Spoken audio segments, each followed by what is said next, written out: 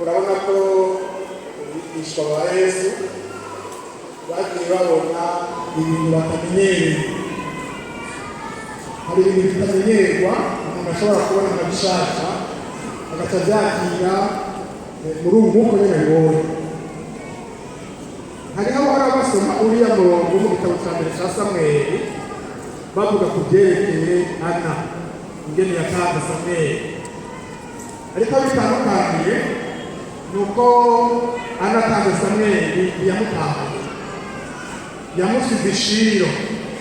Mugabo mwebwe aba bana muganye imbere y'Imana murabatahana nk'uko bariya bana bo mu gihe cya Yesu babatahanye. Umunsi umwe nagiye mu Ngagara kuri uwo mubiri twahurira n'umukongomani bamurongo umwe wo gusoma umuyanira kumwene umukongomani ashaka amazi gusohotse tuvuga ko ntabwo no gusoma imirongo yo kuguhereza abana dusohoke ahantu aho ikizi karanga aho intama ndahebu upfa kukuba Boya itendere n'isanga mugacenda nta mapfizi abantu bakuzana bazana abana babo Yesu atakiri basanzwe atakizera gusa. None rero abigishwa bo ba Yesu babonye nk'uko muje atakwe baheruka bacabatanira abavyeyi ateka jana abana babo Yesu arabyumva bari ateka Kumbeleza haraka. Yesu wigishije umwana haraka. Kuko umwana n'umwana mwiza. Umwana mwiza neza. Abyeyi ushinga nayo abasoni mwabyaye abana. Kugira ngo uyu munsi mwababwiye abo bana ko basengesha. Ntabyo mwabuze. Ariko nta mutangiza. Mbega mubona abana. Nimubana ni bakere. Umwana bakwiye impundu kuko wabwe kuko bigo batese. Natutiranije ibigoma ibigari n'ugumba no kubera ko ari umwana ameze neza. Umutani ureke gushire ko karebe. Yesu biravuga ngo reka abana bato bazabona ibintu wabuze kuko ubwami bw'Imana ari ubw'abameze batyo. Manshi acayigisha bigishwa bibarize ntumwa atubwami bw'Imana ubwameze bati waca arakira abo bana arabarera arabatikira abaranize kuri ganza arabahezagira impanuro. Iminsi irakuze birasaba ko umubyeyi yegera umwana wiwe akamwegera.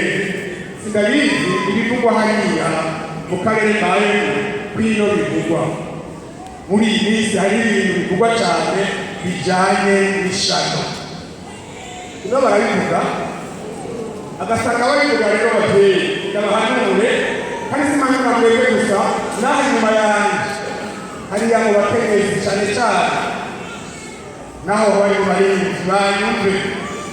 Hari aho umurinzi adahetse umwana wiwe mu mugongo aje kuririmba yashika umwana akarira bakabona ariko arinyagaza ukabona abadamu barasinze kuruta uwo mwana ngo bamubembereze bamusohore bamusohokane.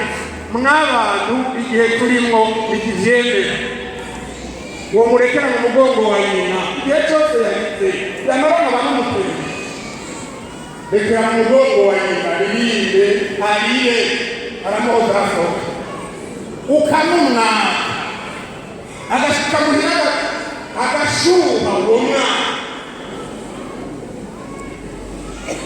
izomuteranya nabo bazoba yamuhaye ishari. Mwabavyeyi zigana abana bawe urafise nanga kurwanya ubukwe urafise nanga senge babo bana mwengo bakunda kubasumbya. Oya umuvyeyi mwiza yina umwana wiwe barasabwa gusaba abavyeyi bagashikijwe ibizira bakora ni igikorwa cy'iwanyu kubararira abo bana ntibaragira amaso ntibaragira ibere. Nimwabarira neza rero inyungu y'ishengero inyungu y'igihugu inyungu y'umuryango kandi ko bazosanga mumeze mu nzu niko nabo bazomera. Nimuza kwiga murabigisha abana bandi gukorora, mushwana bazoshwana, musenga bazosenga, muririmba bazoririmba. Ibisigaye Yesu Kristo n'abahezanye. Reka dusaba abana n'abakozi b'Imana babegere, tubasenge Imana, babegere barangije kubiganza nk'uko Yesu yakoze. Hanyuma rero natwe dusenge Imana, babegere. Mana yera yo mu ijuru, turagushimiye kino gikorwa cyiza wakoze.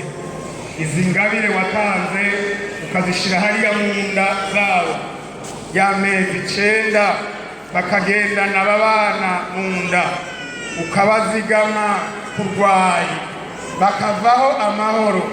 Si bose bigenda neza, ababyagenze neza Mwami turagushimiye. None rero turasengeye bano bana bazanywe imbere y'Imana, urazobahezagira, urazobarinda za ndwara zifata abanyabyaha. Mu izina rya Yesu urazobarinda ibisigo n'abadayimoni. Kandi Imana turasengeye imiryango aho baronderera ibyo gutunga bano bana, ntibaze baburanirwe. N'ibikiriza by'aba bavyeyi turabisengeye ngo byagashire ariya maberebere Mana